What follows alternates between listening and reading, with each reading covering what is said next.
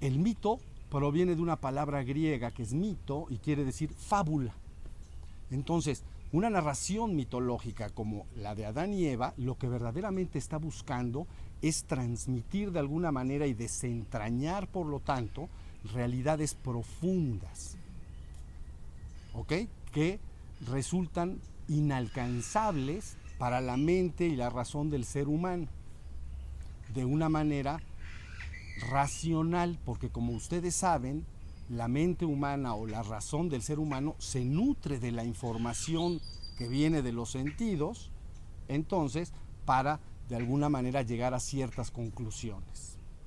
Es por eso que recurrir a un mito cuando resulta de gran utilidad, cuando se está buscando transmitir de alguna manera realidades profundas que superan o se encuentran más allá de la evidencia física.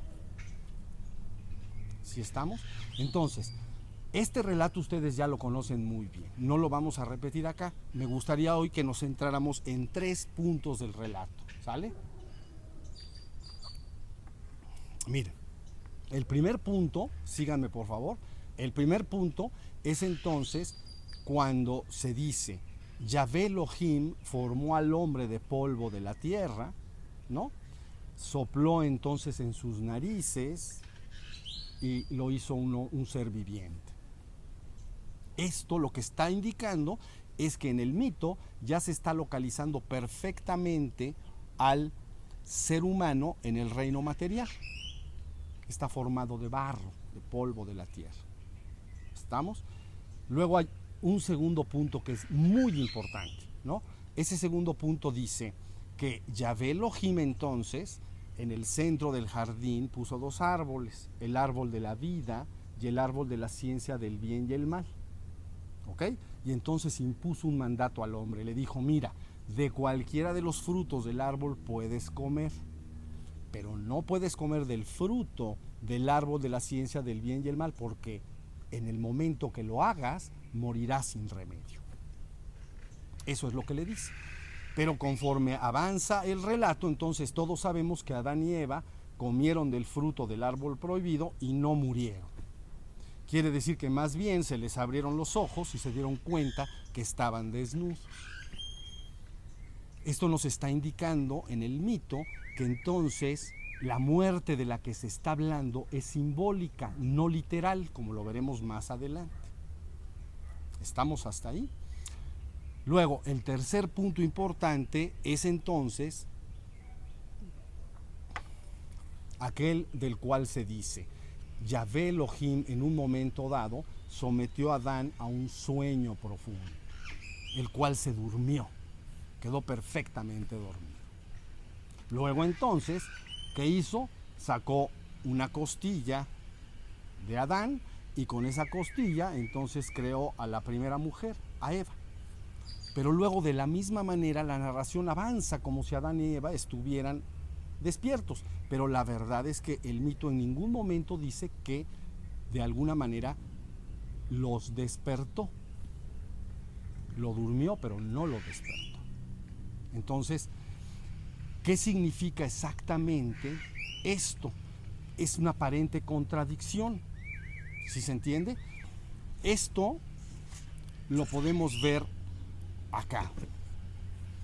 Lo que está diciendo el mito es que en el reino material entonces los seres humanos permanecen muertos o dormidos, pero la palabra muerto o dormido debe ser tomado entonces como una metáfora de algo más.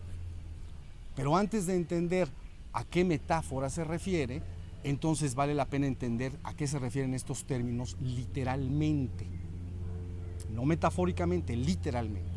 Cuando un hombre muere, lo primero que es evidente es que pierde todo contacto con el mundo que le rodea.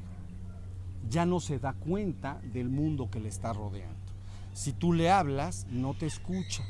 Si tú lo tocas, no te siente. De la misma manera, entonces, cuando un hombre duerme profundamente, le sucede lo mismo.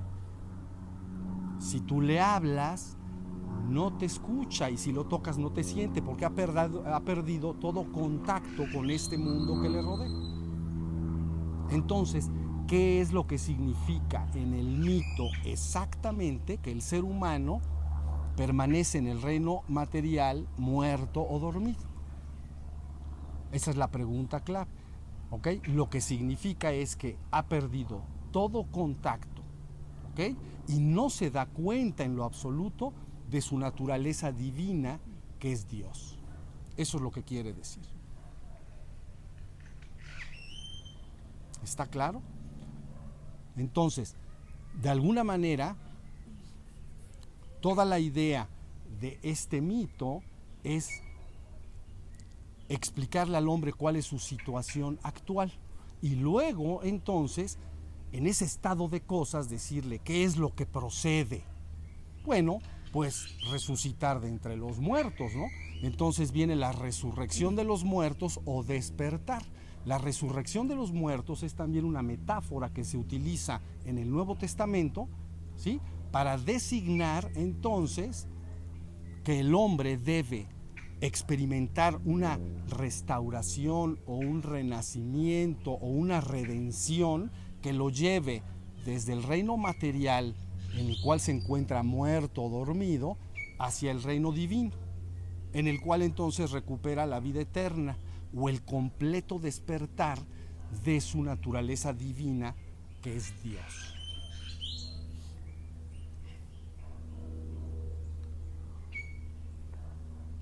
Muy bien. Esto que les estoy explicando entonces también puede ser entendido claramente en un relato de Jesús que está sentado en los evangelios. Miren, lo voy a comentar. Jesús se encuentra con sus discípulos al lado de un río, como nosotros ahorita, al lado de un río. Y entonces, de momento, llega una gran cantidad de gente y los rodea. Entonces Jesús en ese momento le dice a sus discípulos: vamos hacia la otra orilla. Pero uno de los discípulos le dice: maestro, espérame a que vaya y entierre primero a mi padre que ha muerto. Y Jesús entonces le contesta: no, sígueme y deja que los muertos se encarguen de los muertos. Ahí está todo. Entonces, si nosotros tomamos esta frase en su sentido literal, deja que los muertos se entierren a los muertos, francamente es una afirmación absolutamente ilógica. Porque todos sabemos que somos los vivos físicamente los que enterramos a los muertos, a los difuntos. Pero si se toma estas palabras muertos en su sentido metafórico, entonces el pasaje queda perfectamente claro. ¿Sí? ¿Qué indica? Que delante de Cristo, es decir, para la visión de Cristo, todos los seres humanos que permanecen vivos o que están muertos o difuntos son lo mismo, están muertos porque no se dan cuenta de su naturaleza divina, que es Dios. Ahí está el asunto resuelto. ¿Sí se entiende lo que quiere decir? Bien, este capítulo, dicho de manera muy rápida como lo hicimos hoy, es lo que está expresando. Entonces, con lo dicho hasta hoy, yo creo que podemos terminar esta plática y la próxima semana continuamos entonces profundizando en este tema. ¿Y qué debe hacer el hombre entonces para pasar del reino material al espiritual y finalmente al reino divino? ¿Les parece?